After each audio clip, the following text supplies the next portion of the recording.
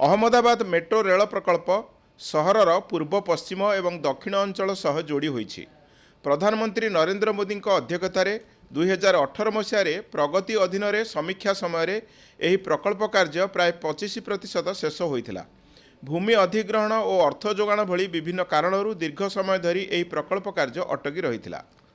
प्रगति अधीन यार समीक्षा समय प्रधानमंत्री नरेंद्र मोदी प्रकल्प कार्य शीघ्र शेष करने को स्पष्ट निर्देश देते, जहाद्वारा केंद्र सरकार, राज्य सरकार एवं जिला प्रशासन मध्य समन्वय वृद्धि पाइथिला।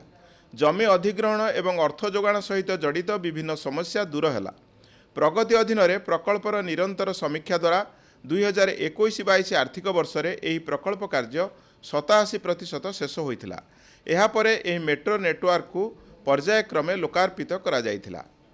अहमदाबाद मेट्रो रेल प्रकल्पर सफलतारू प्रमाणित हेउछि जे बड़ बड़ प्रकल्पगुड़िकर नियमित समीक्षा द्वारा जटिल समस्यागुड़िक समय मध्य समाधान हो पारुछि।